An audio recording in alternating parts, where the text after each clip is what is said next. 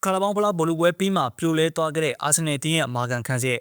阿森纳တင်တော့ခုတစ်ပတ်ကတကယ်ကိုကန်ဆူမှုအောင်ကြားတဲ့ရတဲ့တစ်ပတ်တစ်ခုလို့ဆိုရမှာပဲဖြစ်ပါတယ်။ခရမောင်ဖလာဘူလူပွဲမှာမန်ချက်စတာစီးတီးတင်းကိုလည်းကိုကုန်းဖြစ်နေရှုံးနေခဲ့တဲ့စိတ်ပျက်စရာရလက်ပြင်အခုဆိုရင်တင်းရဲ့မာကန်ခန်စင်နောက်ခံလူကြီးဂါဘရီယယ်ပါတန်ညာရှိသွားခဲ့ပြီဖြစ်ကြောင်းသတင်းတွေထွက်ပေါ်လာခဲ့ပါတယ်။ဒါအကြစီပိတ်ပွဲချက်ကာလာတွေကိုရင်ဆိုင်ရတော့မဲ့အာတီတာရဲ့အာဆင်နယ်တင်တော့တကယ်ကိုကြီးမားလာတဲ့ထွန်းလက်ချက်တစ်ခုပဲဖြစ်ပါတယ်။အသက်28နှစ်အရွယ်ဘရာဇီးနောက်ခံလူဂါဘရီယယ်ကဝမ်ဘလီကွင်းမှာကစားခဲ့တဲ့မန်ချက်စတာစီးတီးတင်းရဲ့ပွဲစဉ်မှာမိနစ်60ပြီးအောင်ကစားနိုင်ခဲ့ပေမဲ့ပွဲပြီးစစ်စစ်ချက်တွေထွက်ပေါ်လာတဲ့အခါမှာတော့အားလုံးကတုံ့လောက်သွားခဲ့ရပါတယ်။သူ့ရဲ့ညာဘက်ဒူးမှာပြင်းထန်တဲ့နာကျင်မှုကိုခံစားခဲ့ရတာဖြစ်ပြီးဘရာဇီးဘောလုံးဖွဲ့ချုပ်ကလည်းဂါဘရီယယ်ကလာမယ့်ပြင်သစ်ခရိုအေးရှားတို့နဲ့ကစားမယ့်ခြေစမ်းပွဲစဉ်တွေမှာပါဝင်နိုင်တော့မှာမဟုတ်ပဲတင်းကနေနှုတ်ထွက်လိုက်ရပြီလို့အတည်ပြုလိုက်ပါတယ်။ဒါဟာအဒီတာတော့ခေါင်းခဲစရာအကောင်းဆုံးကိစ္စတစ်ခုဖြစ်လာခဲ့ပါတယ်။ဘာကြောင့်လဲဆိုတော့အာဆင်နယ်တင်းမှာဂါဘရီယယ်တင်ကပဲသူ့ရဲ့ခံစစ်တွဲဘက်ဖြစ်တဲ့ဝီလီယမ်ဆာလီဘာကလည်းခြေချင်းဝင်းတန်ရာကြောင့်ပြင်သစ်တင်းကနေနှုတ်ထွက်ထားရလို့ဖြစ်ပါတယ်။အသင်းရဲ့အဓိကခံစစ်မှုတစ်ယောက်စလုံးဗျိုင်းလူတန်ရာရရှိသွားတာက2003နောက်ပိုင်းပထမဆုံးပရီးမီးယားလိဖလားကိုမျှော်လင့်နေတဲ့အာဆင်နယ်တင်တော့တကယ်ကိုအိမ်မက်ဆိုးတစ်ခုပဲဖြစ်ပါတယ်။အထူးသဖြင့်ဂါဘရီယယ်နဲ့ဆာလီဘာအတွဲကဒီယာဒီမှာအာဆင်နယ်တင်ရဲ့အောင်မြင်မှုလိုအပ်ချက်ဖြစ်တာကြောင့်သူတို့နှစ်ယောက်စလုံးမပါဝင်နိုင်တဲ့ချင်းတွေကအသင်းရဲ့ချန်ပီယံအိမ်မက်ကြီးကို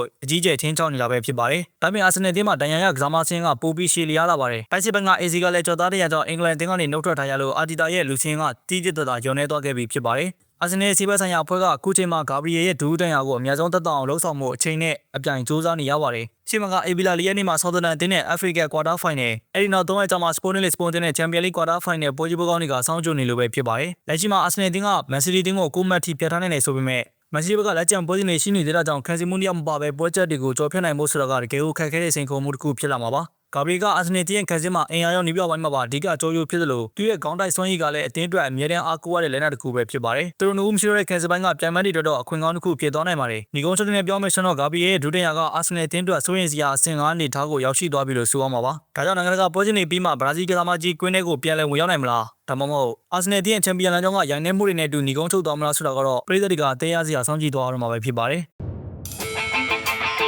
ဒီမှာကျွန်တော်တို့ကတည်းကအမားကိုချက်ပြပေး